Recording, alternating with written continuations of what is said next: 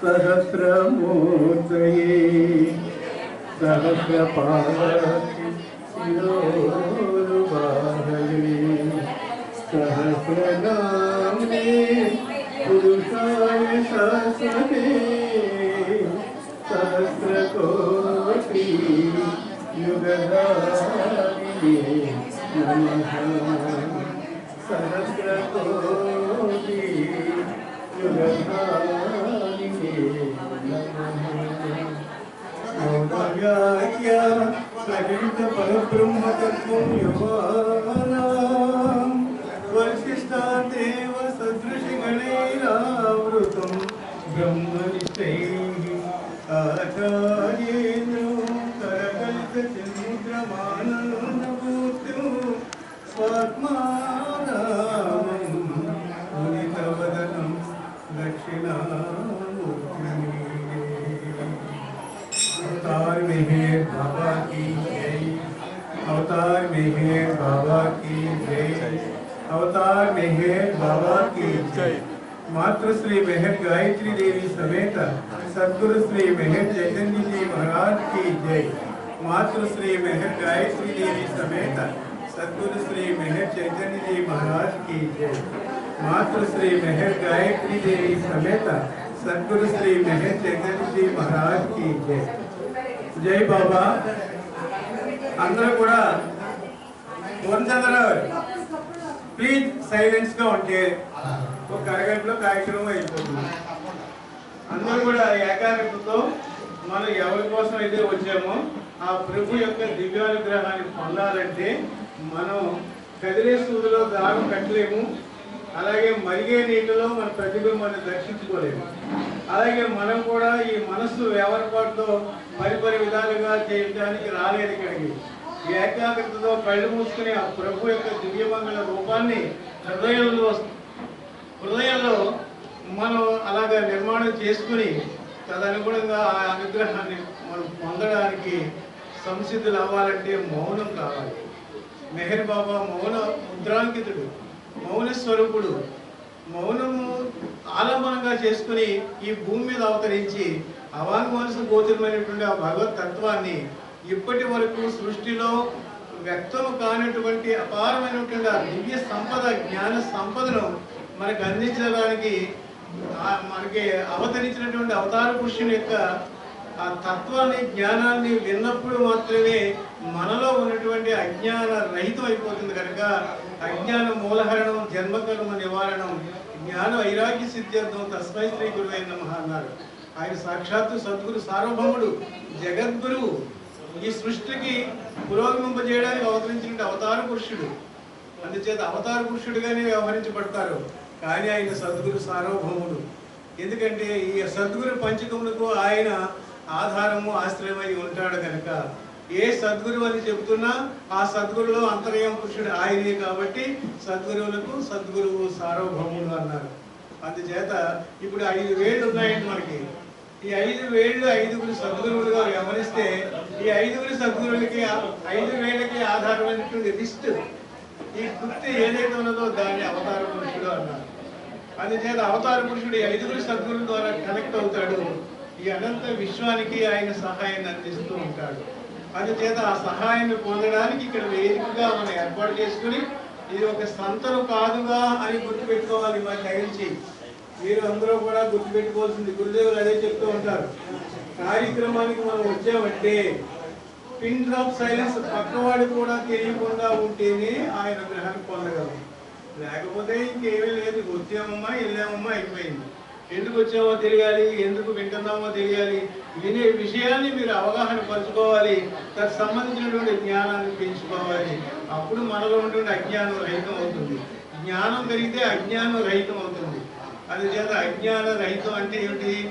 ఏది అసత్యమో అసత్యాన్ని విడిచిపెట్టాలి, సత్యానుభవ సంబంధమైనటువంటి అనుభవాన్ని జాగ్రత్త పరుచుకోవాలనేటువంటి దృక్పథంతో మనం ఇక్కడ కూర్చున్నప్పుడు ఆయన అనుగ్రహాన్ని పొందగలుగుతాము.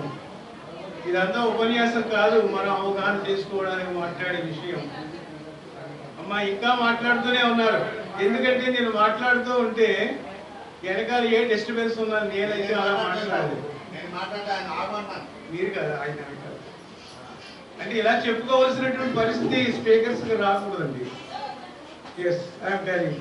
ఎందుకంటే చాలా పిన్ డ్రాప్ సైలెన్స్గా కార్యక్రమం నిర్వహించాలి.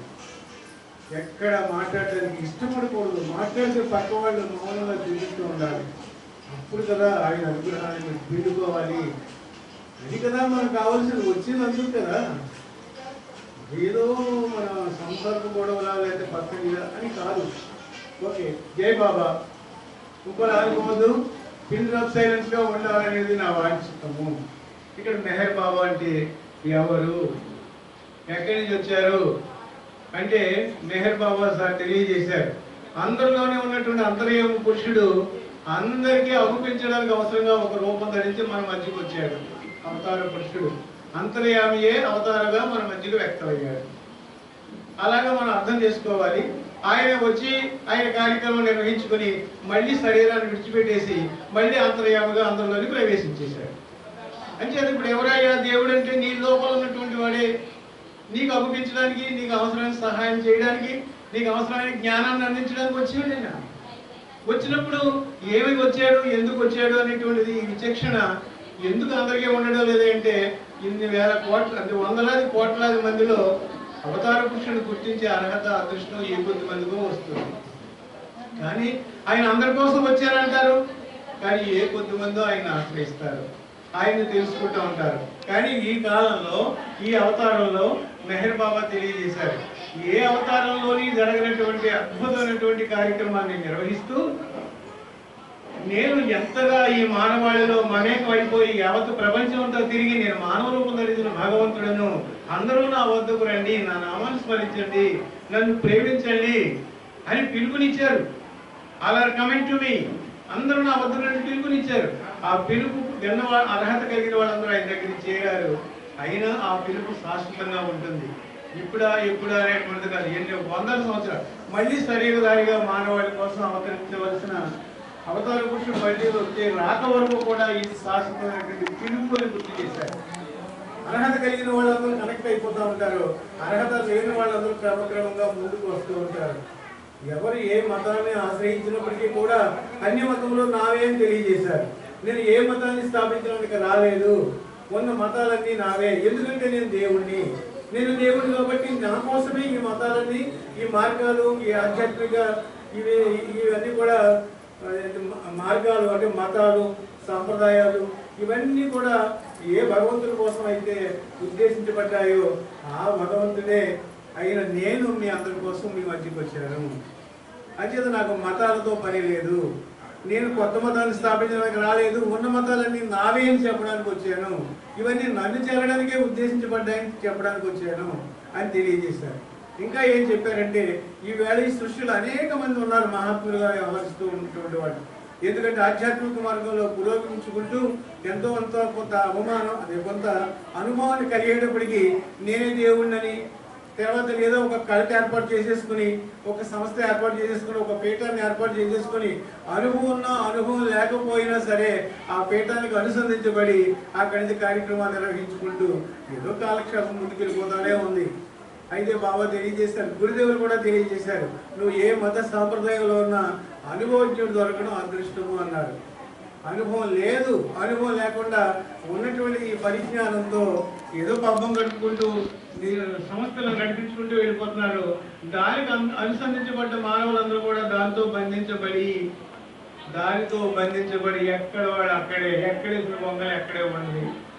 ఈ సందర్భంలో మెహర్ బాబా వచ్చిన సందర్భంలో మెహర్ బాబా ఏం తెలియజేశారంటే అనేక ప్రాంతాల్లో తిరుగుతున్నప్పుడు కనిపించినటువంటి అనేక మంది సాధువులకి, గురువులకి, సాంప్రదాయాల్లో మెయింటైన్ చేసేటువంటి పీఠాధిపతులు ఎవరు ఎక్కడెక్కడ తారసపడినా అందులో నిజాయితీగా చిత్తశుద్ధితో పురోగమించాలనేటువంటి వ్యక్తులు, అలాంటి గురువులు ఉన్నారు. తర్వాత కపటంతో ఏ అనుభవం లేకుండా చలామణి అయిపోతూ సాంప్రదాయాలను నిలబెట్టుకుంటూ అలాగే వెళ్ళిపోతున్నటువంటి గురువులు ఉన్నారు. అయితే ఇక్కడ మెహర్ బాబా అందరినీ కూడా, మెహర్ బాబా దృష్టిలో పుణ్యాత్ముడు లేడు, పాపాత్ముడు లేడు. ఎందుకంటే ఇద్దరు నా బిడ్డలే, ఒకడు మంచివాడు, ఒకడు చెడ్డవాడు. అంచేత చెడ్డవాడిని మంచివాడిగా మార్చాల్సిన బాధ్యత మరి భగవంతుడికి ఉన్నది కదా. అందుకని ఆయన ఏం చేశారంటే కనపడిన వాళ్ళందరికీ కూడా ఆయన నమస్కారాలు చేసి పాద నమస్కారాలు చేసి ఆయన దక్షిణాలు ఇచ్చి పాదాలు కడిగి అలా కార్యక్రమాలు నిర్వహించుకుంటూ వెళ్ళారు. ఎందుకంటే తక్కువ సమయంలో వివరణ విస్తృతంగా చెప్పడం అనేటువంటిది కుదరదు కనుక అక్కడక్కడ చిన్న చిన్న విషయాలు గుర్తొచ్చి వీటికి ఉటంకిస్తున్నాను. ఈ సాంప్రదాయాలు చాలా మంది అనుకున్నారు ఈయన కార్యక్రమ నిర్వహణలో అవతార పురుషులు చెప్పుకుంటున్నారు, కానీ మహాత్ముల దర్శనాలు అందరూ చేసుకుంటున్నారు, దానివల్ల ఏదో లబ్ధిని పొందుతున్నారేమో అని కొంతమంది అపోహలు ఆ రోజుల్లో కలిగాయి. దానికి వివరణ ఇస్తూ గురుదేవులు కూడా ఏం తెలియజేశారంటే, మంచి వాళ్లను పురోగమింపజేయడానికి చెడ్డవాళ్ళు అంటే కపటంతో ఉన్నటువంటి వ్యక్తులు, గురువులు, సాంప్రదాయకులు వాళ్ళందరినీ కూడా క్రమబద్ధం చేయడానికి ఆయన అందరికీ నమస్కరిస్తూ ఉండేవారు.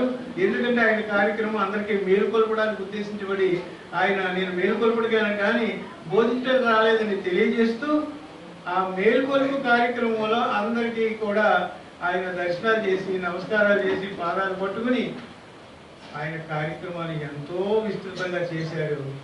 అందుచేత మనం అలాగే అర్థం చేసుకోవాలి తప్ప ఈ మత సాంప్రదాయాన్ని పోషించడానికి ఆయన రాలేదు. నేను ఏ మతానికి చెందను, అన్ని మతములు నావే, ఉన్నది ఒకే ఒక మతం.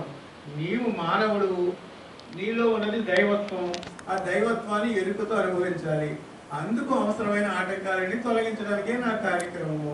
అందుచేత నువ్వు ఏదైతే ఉన్నావో నీ నిజస్థితిని నువ్వు గుర్తించి దాని నుంచి నీకు అక్కడి నుంచి నువ్వు నా వైపు ప్రయాణం చేస్తే, అంటే నన్ను ప్రేమిస్తే, నా నామాన్ని స్మరించడం ద్వారా ఈ అంతఃకరణ అంతా కూడా పరిశుద్ధమైపోతుంది, నీ ఆధ్యాత్మిక పురోగమిస్తుంది, నీ గమ్యం నువ్వు నిజ గమ్యం నువ్వు చేరగలుగుతావు.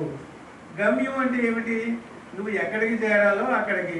మనం ఎందుకు వచ్చాం, ఈ భూమి మీదకి ఎందుకు వచ్చామో మనకి ఎవరికీ తెలియదు. కర్మానుభవాన్ని పురస్కరించుకొని ఇక్కడికి జన్మించాం. స్త్రీగానో పురుషుడిగానో ఉన్నవాడుగానో లేనివాడుగానో ఏ విధంగా మనం జీవిస్తున్నామో ఆ విధమైనటువంటి కర్మ చేత మనం జీవింపబడుతూ ఉన్నాము.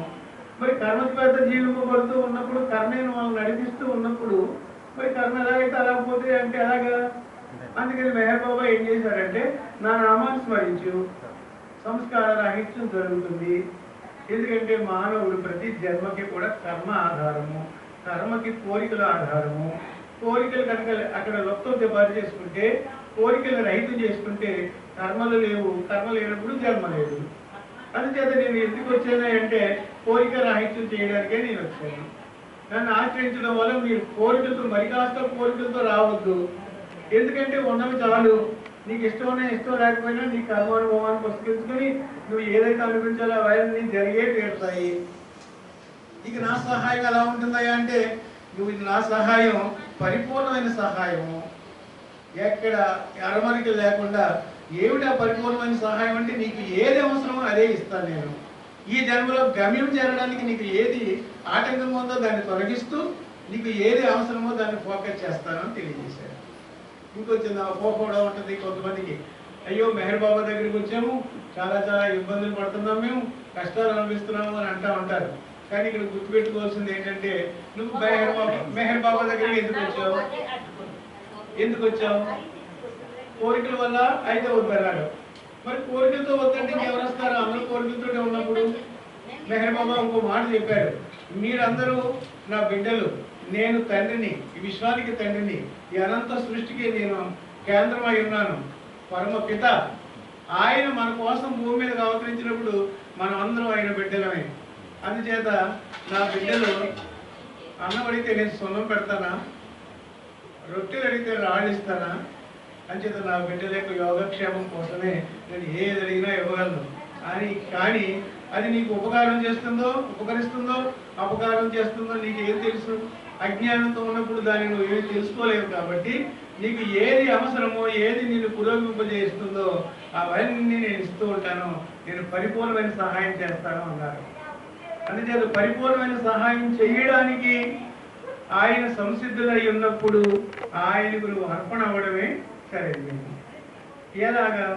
నీవు తప్ప నాకు దిక్కెవరు లేరు, ఉన్నదే నీవు, నాలో ఉన్నది నీవే, నా చుట్టూ ఉన్నటువంటి సమస్త మానవాళిలోనే ఉన్నది నీవే, ఈ అనంతమైన విషయం కూడా పర్యాప్తమైనది కూడా నీవే. కాబట్టి ఏది కావాలన్నా ఏదైనా చేయగలిగే సర్వసమర్థుడు. అలాంటి దేవాది దేవుడు అయిన నీవు నాలో ఉండి నా ద్వారా ఈ కార్యక్రమాన్ని నిర్వహించుకుంటున్నావు అనే భావన దృఢమైనప్పుడు ఇది చెప్పాలంటే మన అందరిలోని ఎవరున్నారండి? ఇందాక ఫస్ట్లోనే చెప్పుకున్నాం, అందరిలోని ఆయనే అంతర్యామ పురుషుడిగా ఉన్నాడు. అంతర్యామ పురుషుడిగా ఉండి ఈ ప్రయాణంతో ఎవరిదైతే ఆయనదే, ఈ లంపటత్వంతో ఎవరిదైతే ఆయనదే. ఆయన మీద పెట్టకపోవడం వల్ల నువ్వు బాధలు అనిపిస్తున్నావు. అందుచేత ఆయన మీద పెట్టి చూడు, నువ్వు తేలికైపోతూ ఉంటావు. ఒక వ్యక్తి ట్రైన్ ఎక్కాడట, నెత్తి మీద లగేజీ పెట్టుకుని. ఏమయ్యా ట్రైన్ వెళ్ళిపోతుంది, లగేజీ మాత్రం దించడం లేదు. ఆ పక్క ఆయన అంటాడట, ఏక మూట తీసి కింద పెట్టుకోవయ్యా అంటాడు. నా మూట నేనే మోసుకుంటాను అన్నాడు. అప్పుడు ఆయన అంటాడట, నీ మూటను మోసుకుంటున్నావు, నిన్ను నీ మూటని కూడా ఈ ట్రైనే మోస్తుందయ్యా. అది చేత నేను ఎత్తులు పెట్టుకున్నవాడే కింద పెట్టుకున్నవాడే నీతో పాటు నీ మూట ఎలాగో వస్తుంది అని చెప్పాడు. అలాగా ఇక్కడ మనం తెలిసినా తెలియకపోయినా మన కర్మలన్నింటినీ కూడా అనుభూతి చేస్తూ రైతు చేసేది ఎవరయ్యా అంటే ఆయనే. అందుకని నేను ఒకే ఒకటి చేయాలి, ప్రభు నీ ఇచ్చే జరుగుగాక. ఆయన ఇచ్చుకు మనం బద్దులై ఉంటే కనుక ఏట ముంచినా పాల ముంచినా నీదే బాగా అలవాటు ఉంది మనకి. ఇంతకుముందు అనుకుంటూ ఉండేవాళ్ళు. అలాగే బాబా దగ్గర చేరిన తర్వాత సర్వాత్మన భావంతో నీవు తప్ప నాకు ఎవ్వరూ గుర్తులేరు, ఉన్నదే నీవు ఉన్నదే నీవు అని ఆ ఏకాగ్రతతో ఆయన్ని ఒక్కడిగా ఆశ్రయించి ఆ ఒక్కడిగా మనం కనుక ఆయనకు అర్పణ అయ్యామా, మన జీవితం అంతా కూడా ఎలాగంటే దేదీప్యమైనటువంటి దివ్య ప్రకాశంతో నిండిపోతుంది అని తెలియజేశారు. ప్రకాశవంతమైన జీవితం జీవిస్తామని తెలియజేశారు. ఏ విధమైనటువంటి దుఃఖము లేనటువంటి జీవితాన్ని జీవిస్తామని తెలియజేశారు. అందుచేత ఇక్కడ దుఃఖాలు బాధలు కష్టాలు మనం అనుకుంటున్నాం, కానీ ఇవన్నీ కూడా బాబా తెలియజేశారు. ఇది నాకు అత్యంత ప్రీతిపాత్రమైన నా ప్రీతమ బిడ్డలకు మాత్రమే ఈ కష్టాలు బాధలు ఇస్తాను. ఇది అందరికీ ఇవ్వబడేది కాదు. ఎవరికైనా తారసపడితే అది కూడా నేను జీవించడం లేదు. ఈ ఉపాధిలో ఉండి ఈ బాధలు అనిపించేది నా ప్రీతమ ప్రభువే, నా ప్రీతమ తండ్రి. నాలో ఉండి ఈ ఉపాధిని శరీరాన్ని ప్రాణాన్ని మనస్సుని ఉపాధులుగా మార్చుకుని నా లోపల ఉన్నటువంటి అంతర్యామ పురుషుడే జీవిస్తున్నాడు అనే భావన దృఢపరుచుకున్నట్లయితే ఎలా ఉంటుందంటే చాలా దేనికదే తేలికైపోతూ నీ యొక్క పురోగమనం నీ ప్రయాణం ముందుకు సాగిపోతూ ఉంటుంది, దేనికి బంధించబడకుండా అని తెలియజేశారు. అంచేత మనం గుర్తుపెట్టుకోవాల్సింది ఏంటంటే అమ్మా, అందరూ కూడా భగవంతునికి అర్పణ అయిపోవాలి. ఏ భగవంతునికి? నువ్వు ఏ నామాన్ని ఏ రూపాన్ని ఆశ్రయించినా సరే, నేను సర్వమతాలకి తండ్రిని అన్నప్పుడు నేను శ్రీరాముని కాదా? ఆయనే చెప్పారు, నేనే రాముని కృష్ణుని క్రీస్తుని అన్ని అవతారాలు కలిసింది నేనే అన్నారు. అందుచేత నువ్వు వెంకటేశ్వర స్వామిని కాదా? అసలు నువ్వు ఈ సృష్టిలో ఏ రాయికి పూజించినా, ఏ పుట్టను పూజించినా, ఏ చెట్టును పూజించినా అవన్నీ నాకే చెందుతాయి. కానీ అవి తాత్కాలికంగా పరిమితమైనటువంటి ఫలితాన్ని ఇస్తాయి. అదే నన్ను డైరెక్ట్గా నేరుగా ఆశ్రయించావు, నేరుగా నన్ను ప్రేమించావు, నేరుగా నన్ను పూజించావు, అప్పుడు నీకేమవుతుంది? పరిపూర్ణమైన సహాయాన్ని 100% ఇందుకు సహాయాన్ని పొందగలవు. అందుకని నువ్వు ఏ నామరూపాన్ని ఆశ్రయించినా అక్కడ కూడా నేనే ఉన్నాను. అందుచేత ఇక్కడ మన గురుదేవులు కొన్ని వివరణ ఇచ్చారు. మన బాబా ప్రేమికులైన మనం ఎక్కడైనా అమ్మవారి గుడిలోకి వెళ్ళవలసి వస్తే అమ్మవారి రూపంలో ఆరాధించబడేది నా ప్రీతము ప్రభువే, నా ప్రీతము తండ్రి, నా మెహర్ బాబాయే అక్కడ ఆరాధించబడుతున్నాడని. వెంకటేశ్వర స్వామి టెంపుల్కి వెళ్తే అక్కడే నా ప్రీతమ మెహర్ బాబా ఆ వెంకటేశ్వర రూపంలో ఆరాధించబడుతున్నాడని, అక్కడ భక్తులందరినీ కూడా ఆ రూపంలో ఆయన అనుగ్రహిస్తున్నాడని మనం భావించుకోవాలని చెప్పారు. అందుకని ఇంకా ఎక్కడ సాయిబాబా గుడిలోకి వెళ్ళాం, సాయిబాబా ఎవరు? ఆయనకు అన్యులు ఎవరు కాదే. అందుచేత 5 సద్గురుల చేత ఆవాహనం చేశారు మెహర్ బాబాని. అందుచేత సద్గురు ఎవరంటే సద్గురువు. సాయిబాబా అంటే సద్గురువు, మాస్టర్. ఆయన సద్గురు సార్వభౌముడు. అయినా ఆయన శరీరం ఆయన ఎప్పుడైతే అవతార పురుషుడు ఆయన వ్యక్తం అయ్యాడో 5 సద్గురులు ఎవరి కార్యక్రమం అలాగే నిర్వహించుకున్నారు. ఒకసారి అడుగుతారు, ఒక సద్గురు అడుగుతారు, ఆయన బాబా నీ కార్యక్రమంలో నాకు చిన్న అవకాశం ఇయ్యి అంటారు. నో, నా విశ్వ కార్యక్రమంలో ఎవరికి అవకాశం ఇవ్వను, ఇది నా పని, నా కార్యక్రమం నేనే నిర్వహించుకుంటానని తెలియజేశారు. అందుచేత సద్గురువులు కూడా అవతార పురుషుడు వచ్చిన తర్వాత సద్గురువులకి ఇంక ప్రాధాన్యత లేదు. ఇక మళ్ళీ ఆయన శరీరం విడిచిపెట్టేసిన తర్వాత అందరిలోనే నిద్రాణమై ఉంటాను, హాయిగా నిద్రపోతాను నా యోగ. ఎందుకంటే ఆయన నా సనాతన స్థితి నిద్రపోవడమే. ఆ యోగంలో ఉంటాం. అందుచేత అందరిలోనే హాయిగా నిద్రిస్తూ ఉంటాను. 5 సద్గురుల్లో మెలకుగా ఉంటాను, ఎరుకతో ఉంటాను. ఈ 5 సద్గురులు 5 వేళ్ళు.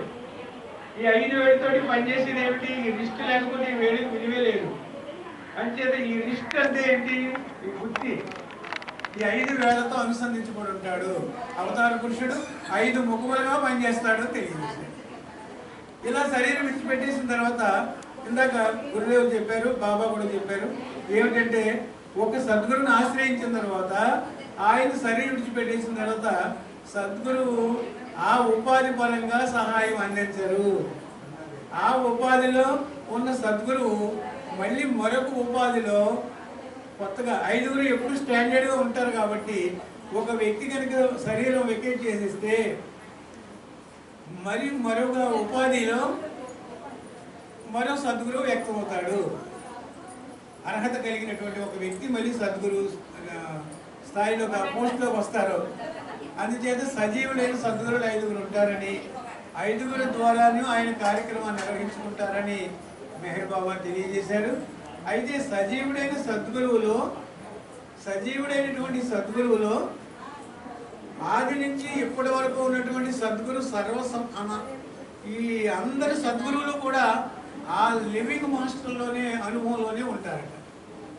గురుదేవులు ఒక సందర్భంలో తెలియజేస్తూ, నేను సద్గురువుగా పదవి త్యాగం చేసేసాను, కానీ సద్గురువు పదవిలో ఉన్నప్పుడు ఆయన చెప్పింది ఏమిటయ్యా అంటే, నేను సద్గురువు అనేటువంటిది ఒక్కడే, ఆ ఒక్కడే నేనై ఉన్నాను. ఎవరయ్యా అంటే నారదుడు.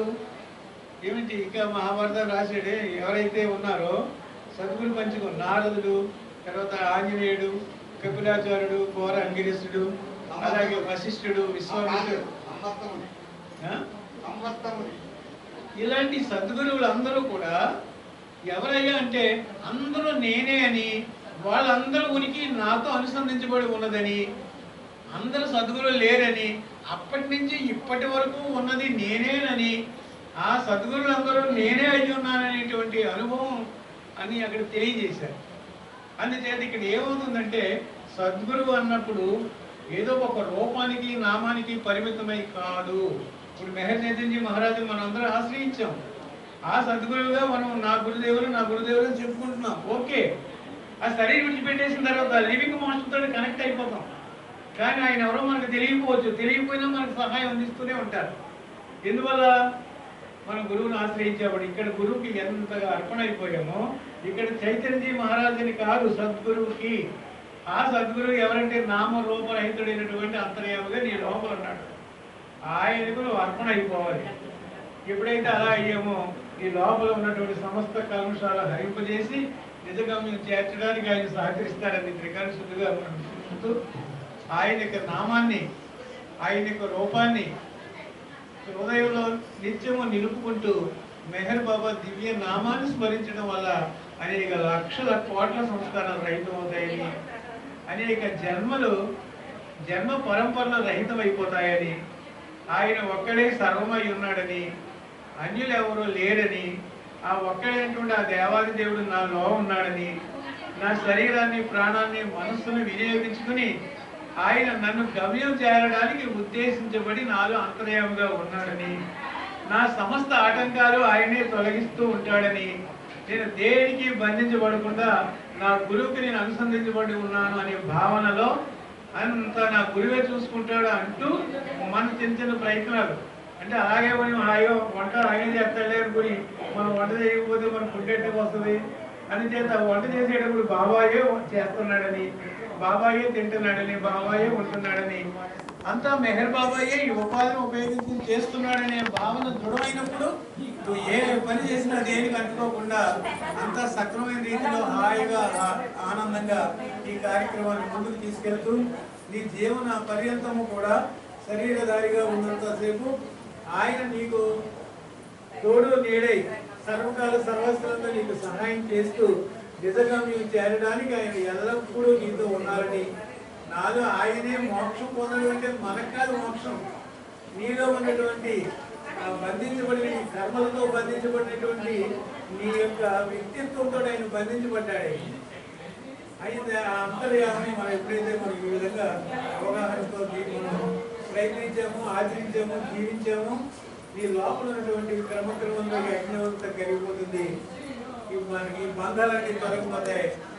ఆ దైవత్వాన్ని ఎరుపుతో ఆక్రమించగలుగుతాము అని క్లియర్ కట్గా చెప్పారండి. అంతే ముఖ్యంగా ఆఖరి మాట ఏమిటంటే, మన అందరిలోని అంతర్యామ పురుషుడైనటువంటి ఆ దేవాది దేవుడు మనందరిలోని అంతర్యామగా ఉన్నాడని, ఈ శరీరాన్ని, ప్రాణాన్ని, మనస్సుని ఆయనే వినియోగించుకుంటూ పనిముట్లుగా వాడుకుని ఆయనే ఈ ప్రయాణం చేస్తున్నాడని, ఏది తారసపడినా అంతా బాబా అర్హత, నాకు అక్కడ దాన్ని అధిగమించవలసిన అవసరం వచ్చినప్పుడు అదే నీకు తారసపడుతుంది. ఎంతమంది ఉన్నారు, నాకు ఎవరైనా పరిస్థితి జయబాబా అన్నారు అనుకోండి, అందరూ చూస్తూనే ఉంటాం, జయబాబాని ప్రతిస్పందిస్తూ ఉంటాం. ఇందువల్ల ముఖాముఖి తారసపడ్డారు. గురుదేవుల దగ్గరికి వెళ్ళినప్పుడు కూడా ఒకటి చేసేవారు, ఆయన అంతర్ముఖ అయి ఉండేవారు, నిర్వాణానుభవంలో ఉండేవారు. ఎవరైనా వెళ్ళి జయబాబా అని చెప్తే నేను చాలా అందరికి అనుభవాది ఒక్కసారిగా అలా కళ్ళు తెరిచి అలా చూస్తూ, అంటే మనలోకి రావడానికి, నీ పరంగా ప్రసన్నుడు అవ్వడానికి, అంటే నువ్వు ఎప్పుడైతే వెళ్ళావో నీ పరంగా అంటే నీ స్థాయికి దిగి అప్పుడు ఆయన అంటారు. ఇలా చూసి నేను స్వయంగా అనుభవించిన అనుభవాలతో మాట్లాడు.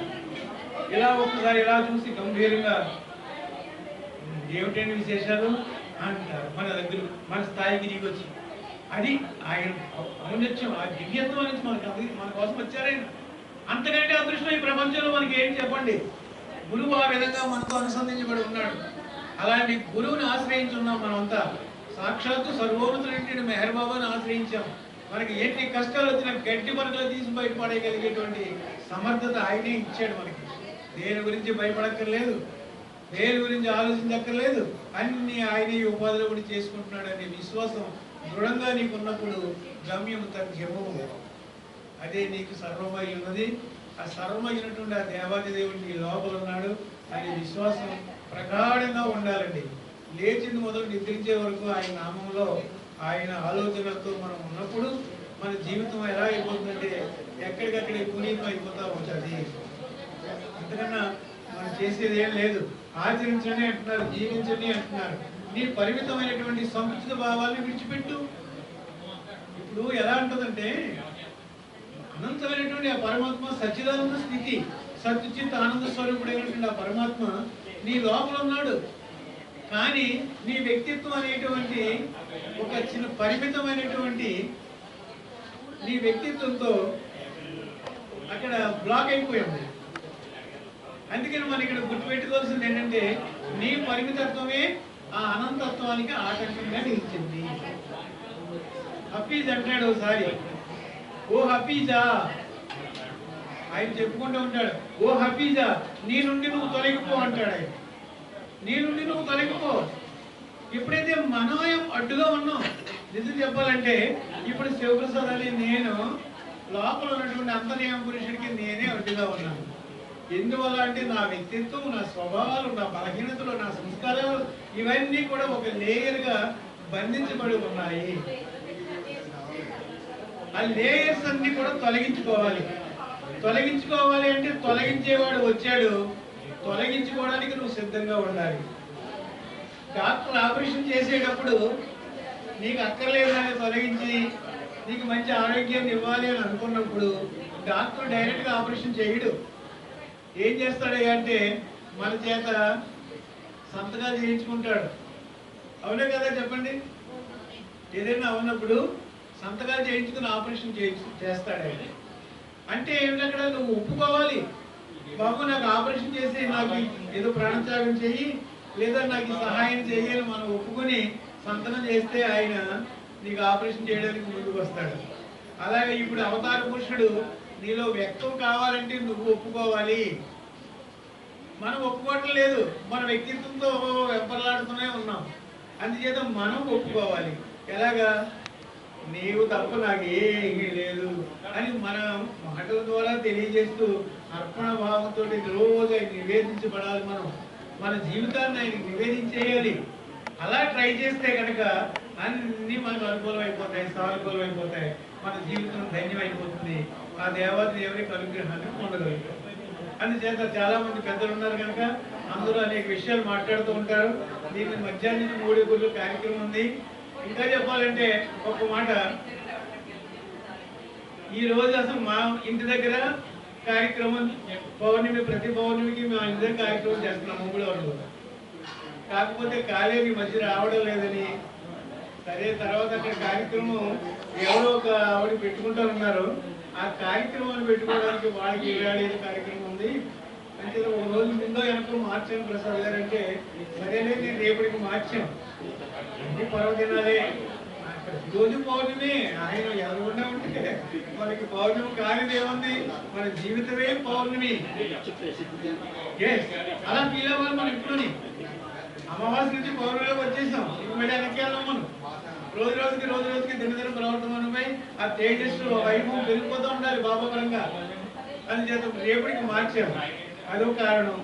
రెండోది మూడేపుల్లో కార్యక్రమం మా అక్క రెండు దగ్గర కార్యక్రమం జరుగుతుంది. అక్కడ బాబా మందిరం ఉంది. మరి రావాలంటే కాలేజీ చూసుకుని వస్తారులే, నన్ను మధ్యాహ్నం అక్కడికి వెళ్ళాలి. రేపు మా ఇంటి దగ్గర మళ్ళీ పౌర్ణమి కార్యక్రమం నిర్వహించబడుతుంది. అందుకని ఇక్కడ ఏంటంటే బాబా అవకాశం ఇచ్చిన ప్రాప్తికి మనం వినియోగించుకోవాలండి. ప్రతి కార్యక్రమంలోనే మనం పాల్గొనాలి. ఒక్క మాటలో చెప్పాలంటే ఛార్జింగ్ సెంటర్స్ అనాలి. ఇక్కడ మనం వచ్చామంటే ఛార్జింగ్ అవ్వడానికి వచ్చాం. అందుకని మనం కరెంట్ లేకపోతే ఛార్జింగ్ పెట్టలే కూడా ఉపయోగం ఉండదు. ఆయన ట్రాన్స్ఫార్మర్ అయిన అపారమైనటువంటి శక్తి, జ్ఞానం, ఆనందాన్ని ఇవ్వడానికి మనకందరికీ పంచిపెట్టడానికి, మనలో నింపేయడానికి ఆయన సంసిద్ధులై ఉన్నారు. ఎంత బాగా నింపుకుంటే అంత బాగా ఫుల్ ఛార్జ్ అవుతాం. అందుచేత ఇలాగ ఛార్జింగ్ అయిపోయి భగవంతునికి దివ్య ప్రేమలో కొనితో అవ్వాలని కోరుకుంటూ ఈ అవకాశం ఇచ్చినందుకు నేను చాలా అందరికీ కూడా ధన్యవాదాలు తెలియజేస్తున్నాను.